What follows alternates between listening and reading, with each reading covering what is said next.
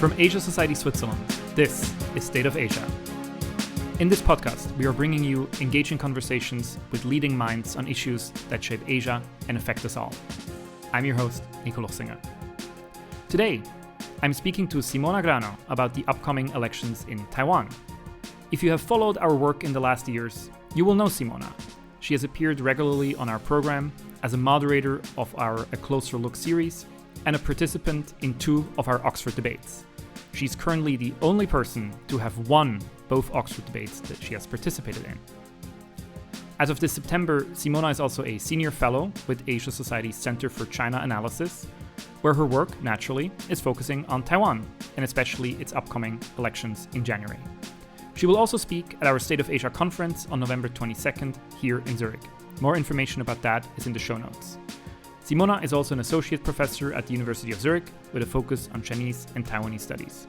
Simona Grano, welcome to the podcast. Thank you for the invitation, Nico. Simona, you studied sinology in Venice and in Zurich. Were you always specifically interested in Taiwan, or is this an interest that developed over time? What makes Taiwan an interesting place to study? I came to be interested in Taiwan quite late in my academic career. I did all up until my PhD focusing on China only. My PhD was in fact about private property or lack thereof in China. And then once I moved here to Zurich, I wanted to compare. The topic I was studying at the time was environmental governance. And I got interested in comparing how these processes work in 3 different regimes: authoritarian in China, democratic in Taiwan, and never fully democratized in Hong Kong. And that's how I started to study Taiwan. I was there for 1 year with the Schweizer Nationalfonds with the SNF stipendium between 2011 and 2012. And that's something that got me really interested actually in politics, because that was a pre-election here. So since that moment onward, I started to focus much more, not only on Taiwan, but specifically on the relationship between China and Taiwan.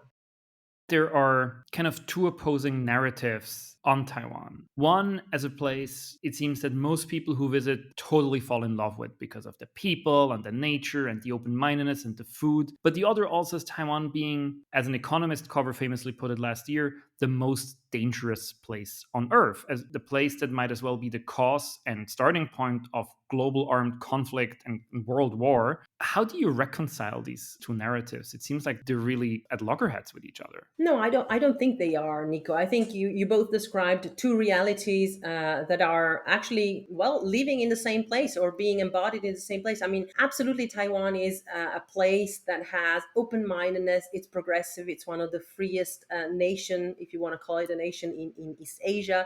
It is a very progressive place where, for example, things like same-sex marriage have been implemented. It is open-minded and all of that. It's famous for its food that comes from all over China. That does not necessarily have to be a loggerhead with the fact that it has been described by the media, most recently in the past 2 to 3 years especially, as the most dangerous place on earth because of China's threat. Although to this regard, sometimes I think that there is this threat. It is there. It is maybe not as imminent as many would like us to believe, but it is certainly there and it is growing. It is also true, though, that if you talk to Taiwanese, not everyone is so particularly concerned, and many people look back into the history, into the past, and tell me actually among my contacts and friends that there have been other periods in which they actually were even more worried than now due to a possible Chinese invasion or a threat coming from China. One of these periods was 95, 96, when you had the so-called third Taiwan Strait crisis. It was because the then President Lee Teng-hui was talking about going to visit his alma mater in the United States, Cornell University, and China interpreted that as Taiwan moving its foreign policy away from the one China policy. But also in 96, you had the first presidential elections where the people could directly elect a president in Taiwan. And that was also a very unwelcome development for China. So I think that the difference between back then and now, though, is the fact that even though many people may feel that the threat was more present back then, China has different military capabilities now. The PLA is different now. And while back then we certainly were sure that the PLA or the Chinese army probably would not have been able to take back Taiwan, or for sure it would not have been. By now, of course, there's a lot of certainty, even in regards to the competence of the PLA vis-a-vis the US Army, not the Taiwanese army. And in many of these exercises and simulations they have carried out, we know that actually China and the PLA come out as victorious. So I think that's the real difference between back and then. But going back to your question, I think these two realities really do live within the same country, Taiwan. I want to get back to something you said at the beginning, because you referred to Taiwan as a nation and then kind of immediately sort of said, well, if we want to call it that. And I'm, of course, aware that there's kind of a political dimension to this, and Beijing is unhappy if people refer to Taiwan as a country. But I'm curious as to what your assessment is kind of from a purely sort of political perspective, because again, on one hand, we have a Taiwanese identity that clearly looks nation-like and country-like. It's a place with its own political system. It's running elections that we're about to talk about. At the same time, it is not actually recognized as a country by a vast, vast majority of countries on this planet. So again, how can we sort of reconcile these two pieces of Taiwanese identity, and how is Taiwan sort of dealing with these two facets of both sort of relative political independence while at the same time not receiving the recognition of that political independence, at least not formally, around the world? Taiwan, of course, is a fascinating case precisely because of this. I mean, if you look at certain characteristics that do define what is a state, actually Taiwan fits them all. And according to this, it should be called a state. I mean, it has its own borders, it has its own army, it has its own currency, its own banking and postal system, it has its own fixed population, which has even been growing, and all of that, right? But of course, out of political reasons, and mostly out, I would say, of deference towards China, the PRC, and in directly resulting out of a Cold War logic, we know that, as you said before during the question, Taiwan, by most of the countries in the world, is actually not recognized as a state. That does not mean that these countries don't have any ties, but they don't have any diplomatic ties to Taiwan because, in virtue of the One China policy, they can only recognize one China in the world. It's either the ROC on Taiwan or the PRC. But my personal, of course, take on this is that Taiwan has come to this unfortunate situation out of the twists and turns of history. Things could have gone differently. In fact, in 72, when the talk was starting about in 71, of course, China sort of substituted, the PRC substituted the ROC in the seat, the permanent seat at the United Nations. And 1 year later, around that time, a sort of dual recognition possibility was raised by some states. The fact that there could have been, either two China, also one China, one Taiwan. But that was completely refused by Chiang Kai-shek, because he could not let go of his ideologically prone position that he was the real China and one day he would go back to conquer the mainland territory. And so I do believe that the situation we're now living through is really nothing more than the irony and the result of the twists and turns of history, and the fact that China has by now become so almighty, both in political and economic terms, that it can sort of dictate its own rules, and its own rules want to convey to the rest of the world its own narrative. Ergo, Taiwan belongs to us, to China. Maybe continuing in the vein of things that are related to Taiwan that have this strange duality that we've been discussing sort of built in, I feel it's also very present in cross-strait relations between mainland China and Taiwan. And I've always found it really hard to kind of like wrap my head around that. So at the same time, these relationships are icy, aggressive. China is continuously increasing military maneuvers around the island. But at the same time, there's also a deep connection. There's a cultural connection, but there's also an economic connection. Mainland China imports a lot of semiconductors and other things from Taiwan.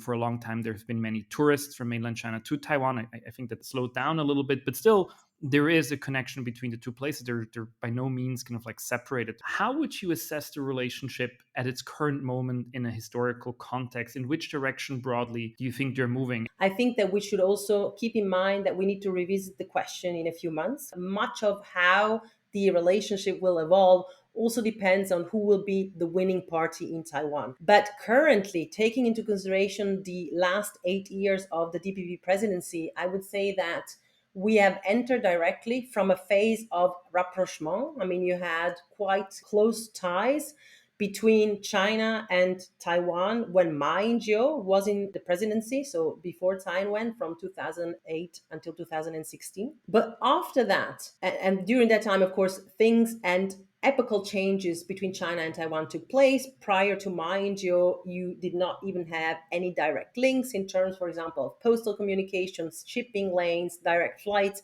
He instituted all of that. And what you mentioned before, the exchanges between students, between tourists, really took up exponentially during that period. In a historical context, that's very interesting because I think that was the time in which China thought that finally the hard fruits of its previous attempts to sort of like tie Taiwan through economic ties were finally paying off.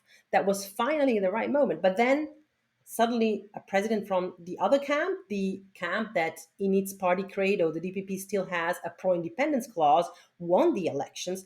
And for China, that was a shock because, of course, it understood in the first 4 years, of course, it hoped that it wouldn't be, winning the presidency again in 2020. But then what happened in 2019, 2020 was, of course, that China became much more aggressive towards Hong Kong. And Taiwanese were watching that very well. And that gave a boost to Tsai Ing-wen, right? So I would say that we are now in a situation that is very interesting because China really does not want the DPP to win again, because this would also be the first time since Taiwanese people can vote directly for the president that you would have a third term by the same party. That has never happened. And I think in China's minds, if that would happen, for the CCP, this would sort of consolidate the trend that Taiwanese are gradually actually detaching themselves from China. Let's talk about the upcoming elections. They're on January 13. Taiwan is electing a new president. The incumbent Tsai Ing-wen is not running anymore. Let's talk about Tsai Ing-wen's legacy. She's been in office for 8 years. What has changed on the island during her tenure, and how is her presidency assessed in Taiwan itself? Well, so I think there are two faces to that, right? To this legacy, to these 8 years. I mean, Tsai Ing-wen has a style and her own personality are really quite demure. She is stable. She's predictable. These are not bad qualities, by the way. If you look at the international sphere and many leaders that are completely unpredictable, she because of this also, I think this has earned her a lot of trust around the world. Her predictability, for example, her good management of the COVID-19 pandemic, all of that I think also helped to sort of bestow on Taiwan a certain moral high ground, right? In, for example, as I said, managing the pandemic, but also in moving away from the etiquette of being a troublemaker that Taiwan had under the previous DPP president, Chen Shui-bian, right? And I think that has really done a lot of wonder for Taiwan because it has won respect for it internationally. She is, in fact, one of the most preferred presidents of Taiwan in the United States, and following in her footsteps, I believe, will be very difficult. And yet, that's what each hopeful presidential candidate is doing because they all have to go to the US in something that it's called informally the interview. However, her legacy is not just positive. She has not been an innovative leader. She has failed to solve many problems that actually plague Taiwan, have plagued it for 8 years. For instance, Taiwanese society has stagnant wages, it has a sluggish economy, it has a growing shortage of affordable housing for younger generations, it has immigration issues, it has energy security and problems with defense policy and the China threat, among many more. And I think that these issues are actually bringing some sort of uncertainty to the presidential race because they are also among the reasons that explain why the DPP suffered a very serious defeat in the local elections of November 2018, leading her to actually tender resignation as a party leader. And also 2 years ago, it was sort of the same. 2018, she was then aided by the Hong Kong quashing of civil liberties. But 2 years ago, it was the same thing, that people actually voted for the Kuomintang in the midterm elections. And I think that the frustration that the population is actually seeing in this regard is actually sort of associated also with William Lai, the current presidential candidate for the DPP, because he has been the vice president for the past 4 years. And I think that people think if he has been unable to solve these issues as vice president, why would that change if he becomes president, right? And so that leads me to believe that if the DPP wins the presidency in January, it will be probably by a smaller margin than in the past, also thanks to the fact that the opposition vote will be split. But it could be possible that William Lai and the DPP will lose the parliamentary majority, and that would make it that very difficult to then rule over the country. All right, so we've already kind of like gone into looking a little bit at the field. You mentioned William Lai, who's the current vice president that is running to succeed Tsai Ing-wen as the candidate for the DPP, which is the party that is currently in power. There are three other people who have declared their intent to stand in this election. Can you quickly run us through those remaining three people who are running against William Lai? The situation at the moment is quite complicated and no one really has a clear majority or enjoys a clear popular support. The last thing I want to say about William Lai is that even though he comes from the same party as Tsai, he's actually very different from her. In his heart, he's actually a core pro-independence person, but he will never be able to express that by now because, of course, he's also aware of the fact that, if you need US support, you have to be moderate and follow in a footstep. The other people that are running, well, for the Kuomintang, we have Hou Youyi. So Hou Youyi is actually quite a peculiar or rather bizarre figure for the Kuomintang because he's a native Taiwanese, which is a bit more rare in that party. He's actually quite moderate as well. He never really towed party line. He's not deep blue pro-unification. However, what I have to say is that precisely this attitude he has so far shown has won him support from one side of the electorate, but has also cost him support from the more deep blue end of the party, the people that are more prone to wanting to really achieve unification with China, towing the party line. And so he has had to adjust his policy and also clarify his stance.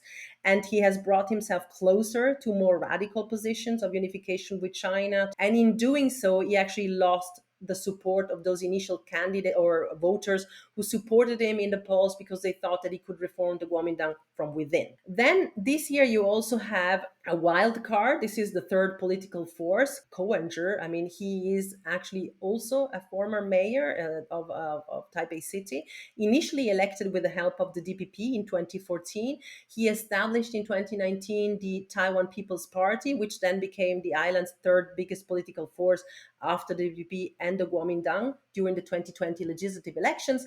And he's also a doctor like William Lai.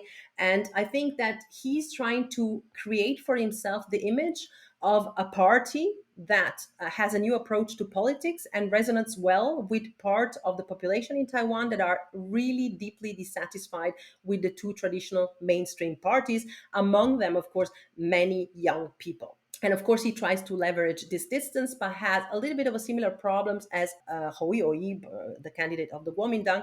His lack of an ideological standing and his often deliberately vague political statements actually have caused him a lot of criticism, especially when it comes to addressing the cross-strait issue.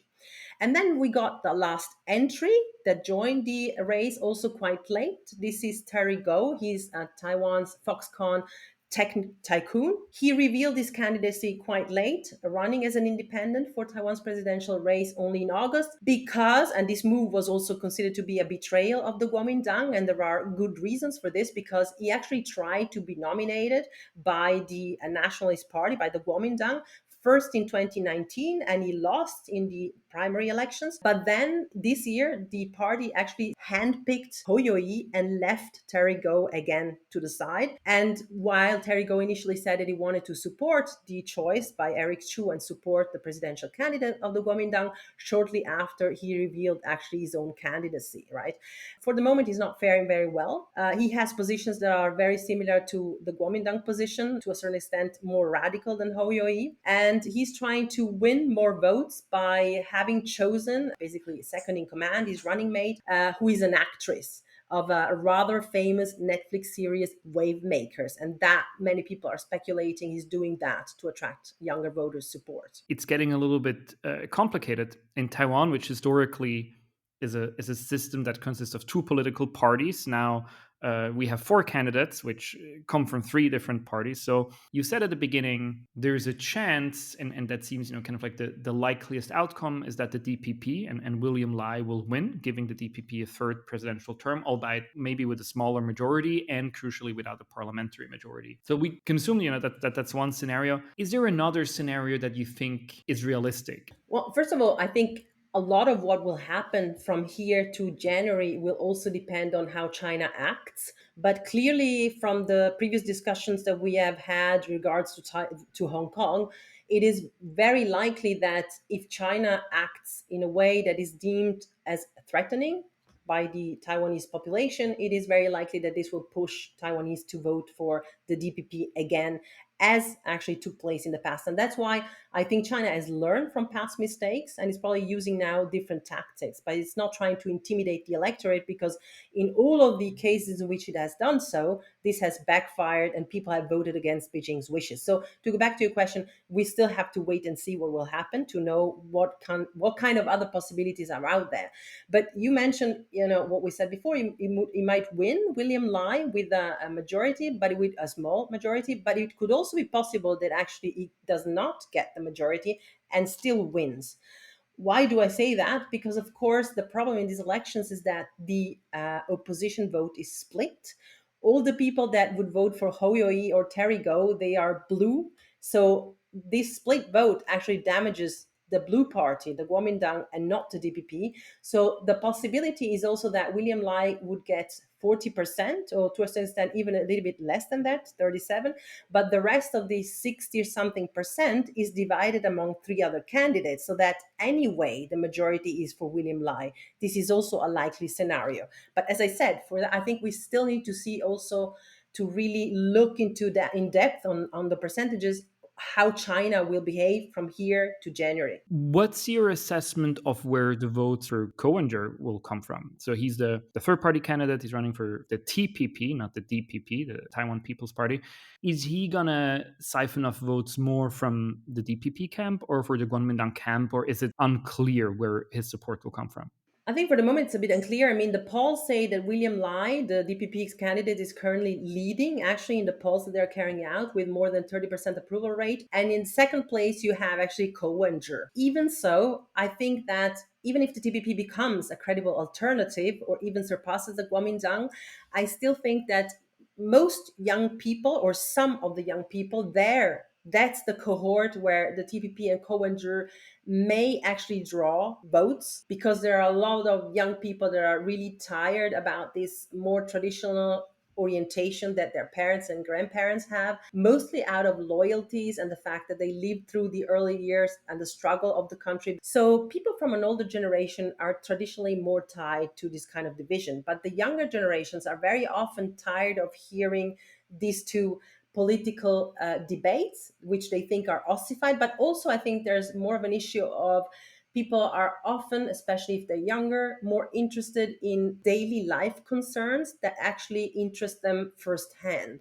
And that not just the more spotlight issue of cross-strait relation, but really how to rule the country on a daily basis, right? How to solve the issues that we talked about before that are hampering, for example, young people from creating a family in Taiwan.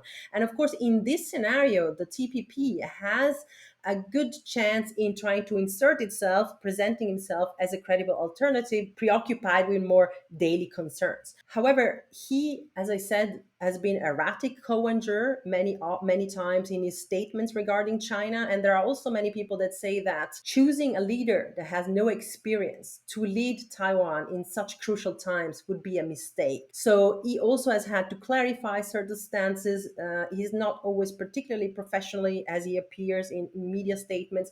And I think that could become a problem as we go forward. And again, here I would again bring in the China issue, because that's a really important factor to sway also how people could take their decisions also regarding Koenger. So the KMT, the Kuomintang, they have framed this election as one between war and peace, which means they're suggesting that a continuation of DPP rule would increase the danger of conflict with mainland China. But given your point that there's a little bit of a convergence to the middle in the field of presidential candidates, because neither pro-independence nor pro-unification standpoints have a majority in Taiwanese society, does it really matter who will govern Taiwan as of 2024? Will that have a significant impact on cross-strait relations, or will they all pursue more or less the same policy of maintaining the status quo? It does make a huge difference, I would say, who will win the elections, because of how China will react towards the parties. So I do believe that the difference is that China is much more likely to cooperate with the Kuomintang government. And that is why we already see now attempts by China to sort of try to push plans, for example, for a future economic zone that would integrate economically Fujian in China, and of course ROC, Republic of China controlled islands, outer islands of Jinmen and Mazu, hoping to entice the Taiwanese by raising, of course, the advantages of cooperation with China. And of course, in not openly stating that if you vote for a China-friendly party, this is, of course, much more likely to happen and tensions will subside and we'll go back to the rosy time of cooperation as it was during the Ma Ying-jeou era. On the other hand, I think that if the DPP will win again, this will be very problematic for China because this will mean that the trend of voting for the pro-independence party is, even if it's a moderate version of itself, is actually solidifying. And on top of that, I think we will be likely to see a continuation of further attempts by the PRC to isolate Taiwan diplomatically and economically at the international level.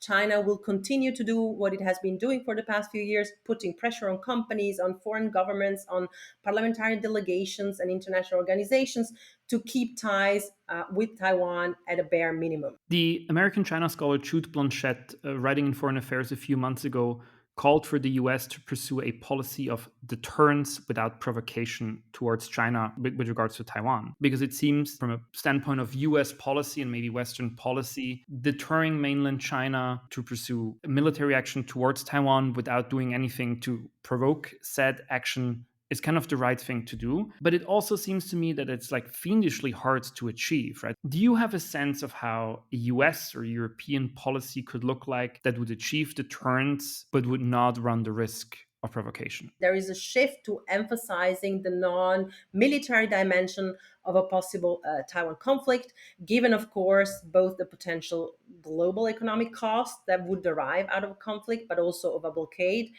And of course, the key deterrent role that these potential costs play in shaping calculations from Beijing, right? So I think that the focus, for example, that we are now seeing more and more is the discussion about sanctions, especially prominent after the Russian invasion of Ukraine, economic sanctions, which of course signal that policymakers in the US or in Europe understand that meaningful and efficacious deterrence actually requires really signaling to the Chinese leadership that any attack of the island of Taiwan will result into significant military, but also economic costs. And of course, we know there are limitations. We see this with Russia to what sanctions can achieve, and in this case, in deterring China. But I do believe that if we have a large coalition of advanced economies who can credibly signal that they are willing to impose sanctions on Beijing and possibly even to isolate it diplomatically if it attacks Taiwan, this could at least help to clarify in the mind of the Chinese leadership how damaging for China itself and for the CCP hegemonic position in China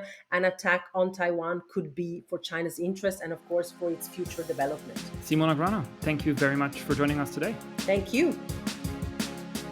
I am now, as always, joined by my colleagues Remco Danes and Serena Young to talk about the conversation I just had with Simona on Taiwan. Hi, guys. Hello. Hi, hello. So this has obviously not been the first conversation we've had with Simona on Taiwan. What has stood out to you? What was something that stuck with you, Serena? I guess for me, it was how exciting presidential elections are because we're here in Switzerland and we get to vote our parliament. And I listen to some of politics podcasts, but it's not even close to being that entertaining, you know? I think it's the Swiss advantage of just being irrelevant in geopolitics. Remco, what stood out to you? I really liked hearing how she got hooked on Taiwan, so to say. How she started studying mainland China and then just involving Taiwan in that to compare it a bit and then just getting hooked on that. It reminded me of when I was living in Shanghai as a correspondent and flew out to Taiwan for the first time to cover the presidential elections. That was like 12 years ago or something. And I was quite used to the way things worked in China, but then you get to Taipei and you see people who have so much in common with the people you know on the mainland. Their culture, their language, a lot of things. But you also see them actively campaigning. You see politicians out on the street, and that just fascinated me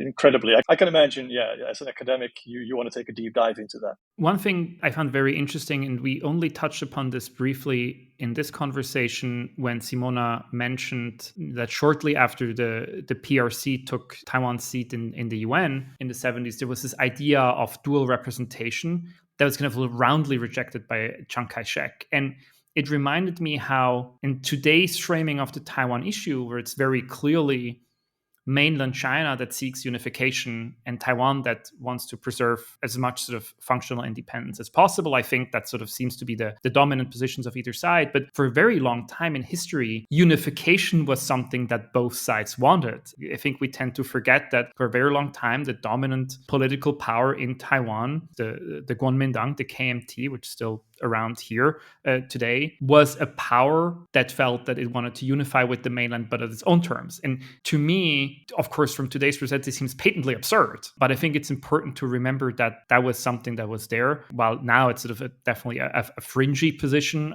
I guess, in Taiwan, that wasn't always the case. I just remembered there's another parallel to North and South Korea. I realized that I did the comparison also in the Brand New episode from last season where we talked about Taiwan. I think there's some parallels there, and also for North and South Korea, for a long time, many countries weren't decided on who to recognize and who to have bilateral ties with, because for a long time, the economic situation and this stability looked much better in the North than it did in the military regime in the South. Yeah, I had to think about the conversation with Brian last season, who's in Taiwan. And Simona mentioned it as well. Of course, the threat is there from the mainland and it is increasing, but it's not everyone is so concerned on the streets. And that's what Brian said as well. And Simona said, well, and especially in the media, they like to amplify that it might be the most dangerous place on earth. And it just made me realize how important the people-to-people contact is in that conversation, that you actually hear, but what do the people on the ground experience and how are they interpreting what's happening. And it's just, incredibly sad that kind of people-to-people contact is getting more difficult with several important places in the world, like Russia, like China, which causes us to perhaps lack a dimension and an understanding of what's going on. At the very end, we're talking about this concept of deterrence without provocation. And the question that I asked Simona and the way she responded was very much in the context of US policy towards China on Taiwan. So how can the US deter mainland China from wanting to take military action against Taiwan, but not provoke it? But it struck me that I think it's very much a challenge that all sides have. There's a dilemma kind of like built in for all sides. Taiwan's dilemma is how to maximize its maneuvering room and its independence without provoking China too much. But mainland China's problem is how to get its preferred outcome in the elections, but maybe more broadly, how to sort of get the political needle in Taiwan to move into a certain direction. But they also have learned that when they push too hard, the opposite happens. So their dilemma is how to influence without looking like they're influencing. Each side has to strike a very careful balance. And I guess that's what makes it dangerous. I thought of that when Ma Ying-jeou, the last Kuomintang president, China must be yearning for the times that he was president, and they were able to get closer to Taiwan, much closer to Taiwan than they are now. And Ma Ying-jeou at a conference in Singapore recently said, well, the majority of the people in Taiwan want the DPP, the pro-independence DPP, out of here. But the fact is they also don't want to Kuomintang. The vote gets split on all sides. Someone enters the fray, the TPP, as you discussed with Simona, who seems to have what you in other countries might call a bit of a popular streak, just as gaining on domestic issues like the cost of living, immigration. And I thought, well, it's yet another way in which Taiwan is just like a normal country, except for it isn't. I think what makes Taiwan different from a lot of other countries in a political sense is that in Taiwan, there's on at least one political issue, there's a convergence to the middle from all sides. On the issue of cross-strait relations, I find it hard to pinpoint the real differences between the parties and the candidates right now. And as Simona said, the real difference is not in what the candidates say and what they stand for. It's the way China will react to them. She mentioned the young generation who's tired of these conflicts, right, between the two parties, because on the front of their minds is all the other issues, right? Housing and stagnant wages. And that's all for this episode. Grab your chance to hear directly from Simona Grano at our State of Asia conference on November 22nd on Taiwan, China, and how it affects us all. A link to more information is in the show notes for this episode. There you will also find links to details on all our other upcoming events, how to become a member of Asia Society Switzerland, and other ways to support us. On our next episode, in 2 weeks, we'll do something a bit different. Raja Mohan, Asia Society's Senior Fellow in New Delhi, will discuss with us the state of Europe and how European politics looks from Asia. Be sure to subscribe to this podcast to catch that episode and all future episodes. My name is Nico Luchsinger. Thank you for listening.